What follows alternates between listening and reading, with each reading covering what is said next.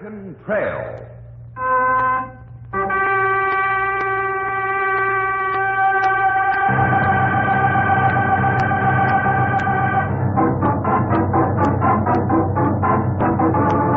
The American Trail. Blazed in blood. Defended in blood.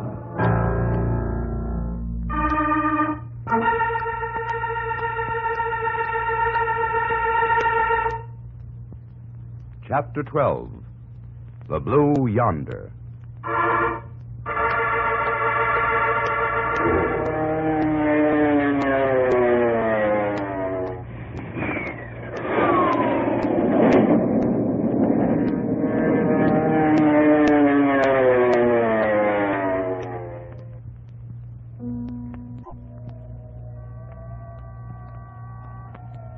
The night of December 16th. 1903.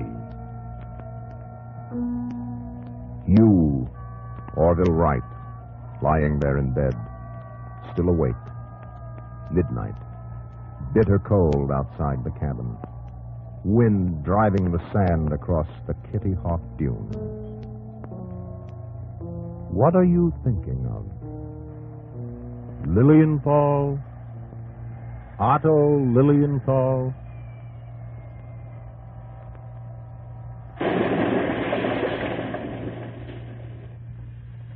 A German named Lilienthal who wanted to fly. Crashed in his glider. Dead 7 years. You had better luck, Orville Wright. You and your brother Wilbur. More than 1,000 glider flights last year. And we're still alive. You learned a lot. How to control your glider against every kind of wind. Prepared you for what you're trying to do now. To fly a heavier-than-air machine. Orville, Yes, Will? can't you sleep either? Brother Wilbur. Always you two. Inseparable. Partners in business back home in Dayton, Ohio. Selling, repairing bicycles. But always consumed by one great ambition. To be the first ones to fly an aeroplane. We've built it. Interesting observation.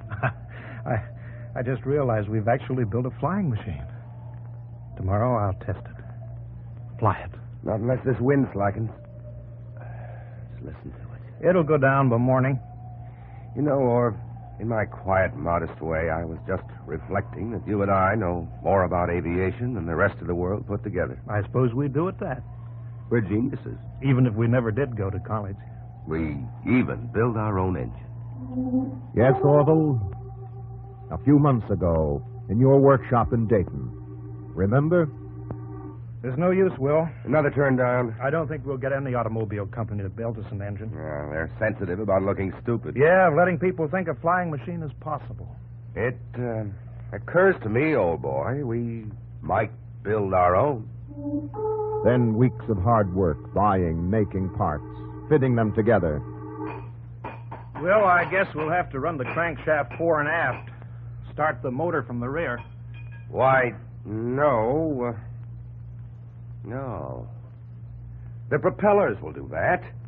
A Turner propeller. Always like that. Two minds working as one. Others worked alone. They failed. But you, Orville, you and your brother, you supplement each other. Then one day, back there in Dayton... There, that does it. Looks enough like an engine to be one. All we need is a magneto. You found your magneto. You could hardly wait then.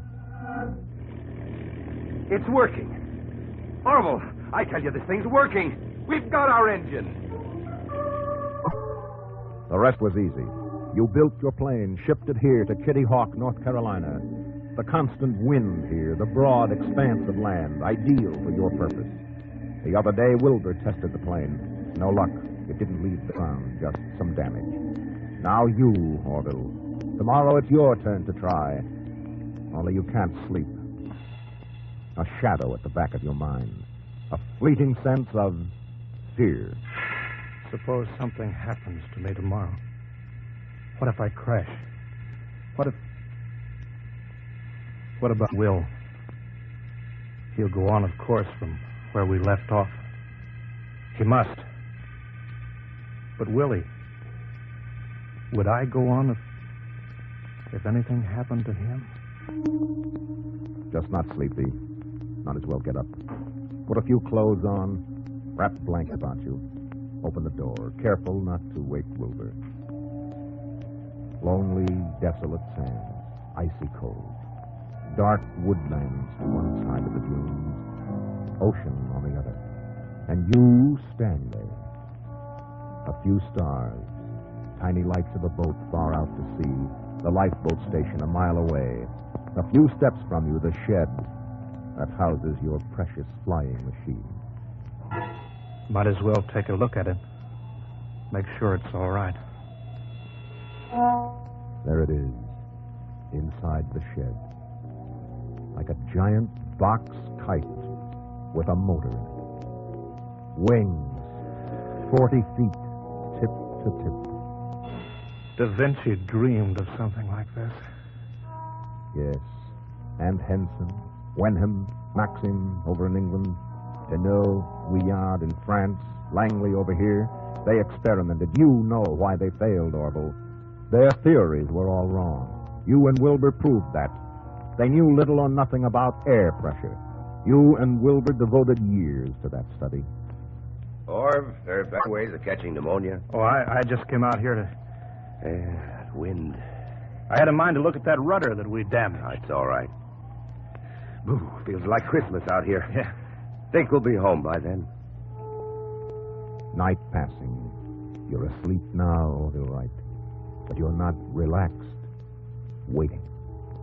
Tomorrow morning is the unknown future. Orville, wake up. What? Oh. Breakfast in 10 minutes. How's the wind? Too high for any test. Well, where's it from? North, over 30 miles an hour. Well, it's early yet. We'll put a clean shirt on today. Clean collar, too, will you? Why? You're elegant enough for both of us. I'd like to be comfortable. Well, there are people coming over. Do you have to wear that moth-eaten cap? How about wearing a decent hat for once, huh? Well, that wind is slackened. Might as well roll the flying machine out. You've invited all the local people to watch the test. Only a few have come. But enough so that they can witness the trial flight. Mr. Daniels will take a photograph when the plane leaves the ground. Well, let's start the motor, Will. Warm her up a bit. Right. Make sure the rudders are all okay.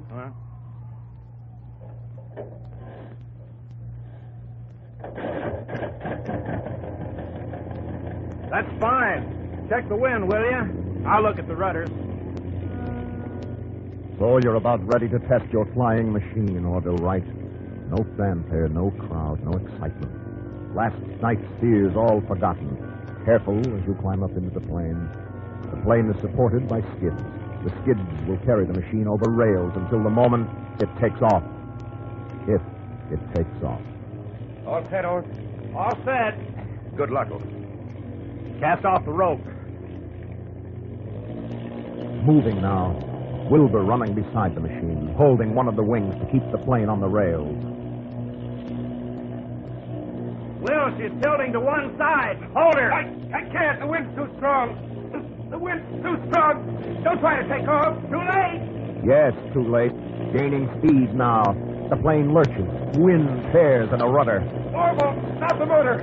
Don't try to take off. You'll be killed. She's leaving the ground.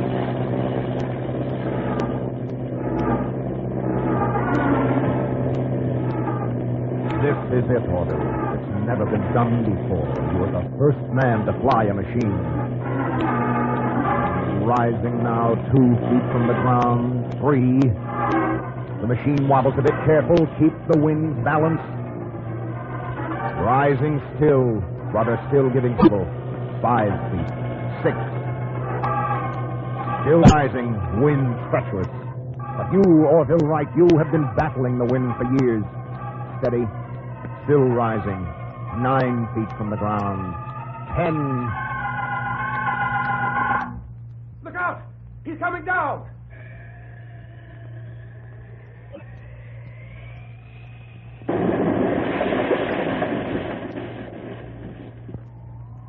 Orville, you all right? Yes. What happened? I don't know. How long was I off the ground? 12 seconds. Orville, What? the machine flies. Let's make repairs. You try her. Another flight. A third. A fourth. Nothing much to do now, except crate the machine for shipment back to Dayton. The job's done. The newspapers ignore your flying machine, but you'll go on to further experiments. Just now, Orville and Wilbur Wright, you sit there in your sister's living room, waiting for Christmas dinner and for the rest of the family to arrive. You sit there, chatting idly. Will, do you think there's any practical use for our plane? Oh, it might be used for exploring. Yeah.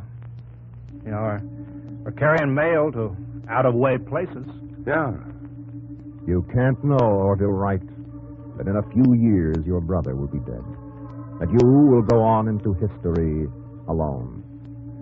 You can't know that within 50 years of this month, when you flew the first airplane at Kitty Hawk, giant planes carrying 50 passengers and more will fly the oceans. In your lifetime, there'll be 2 major world wars. You'll live to see thousands of mighty bombers streaming from America across the Pacific and Atlantic to defend civilization itself. You'll see jet planes travel faster than sound in a day when the eyes of the world turn skyward, when survival of your country and its allies may depend largely on air power. These things you can't possibly know, Orville Wright, as you sit there in your sister's home on Christmas Day, 1903. But vaguely you do know you've launched the world into a new era. Well, I've got an idea that if a country had a few of our planes, no one would care about attacking it. Yeah, I think you're right, Orv. Maybe our planes could even put a stop to war. Yeah. Bring about peace.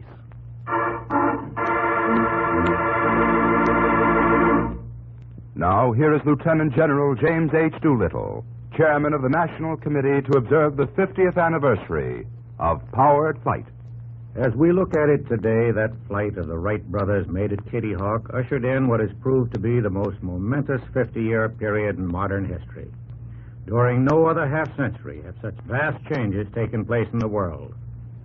The aeroplane has been a great boon to mankind in drawing all the people of the world closer together and leading to better understanding.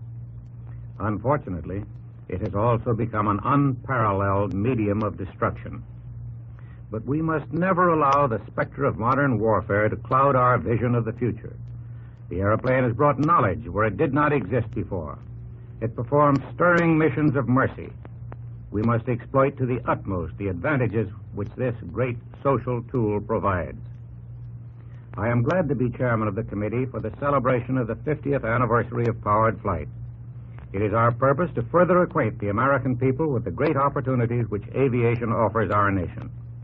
I am gratified that the Ladies Auxiliary to the Veterans of Foreign Wars has helped in this job by devoting a program in their American Trail series to the story of the Wright brothers and the beginning of the air age.